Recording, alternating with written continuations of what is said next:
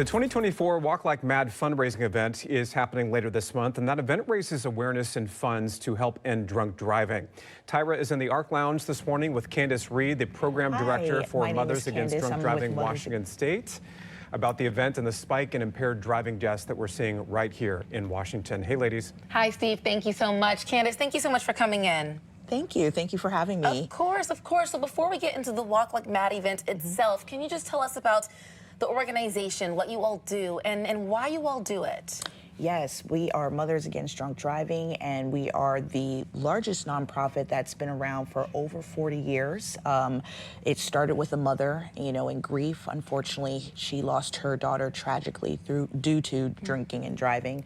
And so she wanted to take a stand, and said enough is enough. And then we were born, and here we are, over 40 years later, just getting out there, educating people, and just talking about prevention. That's what it's really all about. Sadly enough, the numbers are higher now than they were back then when we first started. It's unfortunate to hear that, because you mentioned, you've been spreading this message of prevention and saving lives for 40 years, but it doesn't seem to get through to people. So right before Labor Day weekend, you came on our ARC Seattle 10 o'clock show, and you talked about some of those increasing numbers, and I know you brought some statistics with you. Can you just give us kind of an overview of how the crashes have increased in incidents and things? Yeah, absolutely. These stats are coming from 2023, and during that year, 810 fatalities. Think about that. Wow. 810. And it's the most since 1990. 400 of them resulted from impaired drivers. And so we're just seeing, unfortunately, this increase, especially coming out of the pandemic. I think a lot of people just having a hard time coping, not making the right choices, and this is where we are right now. What else do you think needs to happen for that message to really get through? You mentioned some of the effects of the pandemic, but how can we kind of change some of the I guess, the norm for some people to drink and drive? Yeah, no, I think it's, having conversation. It's definitely the educational piece. It's absolutely getting to the youth. The youth, it's very important that we're in the schools, getting back to that. I know me growing up, MAD was all over the place, as well as SAD, which is Students Against Drunk Driving. And so getting those programs back into our schools, and then just having honest, candid conversations with each other, making sure you have a designated driver, holding each other accountable. If you see that,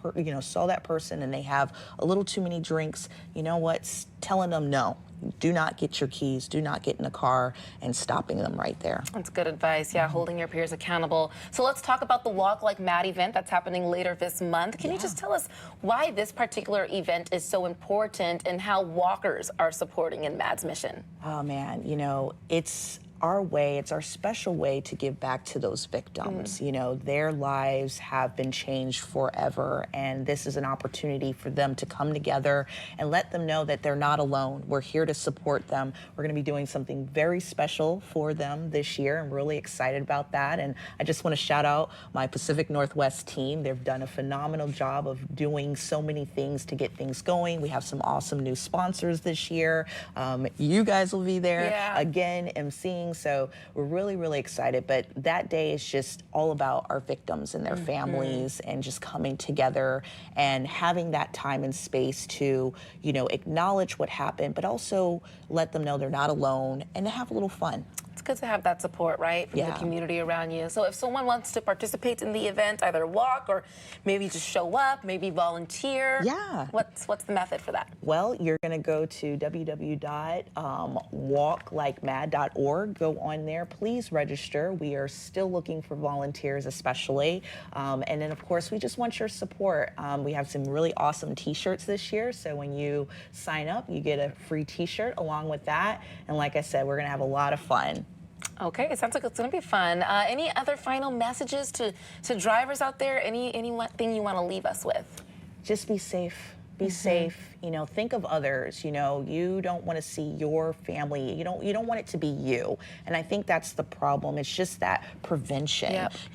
MAD should not exist after the fact. It should be an ongoing conversation.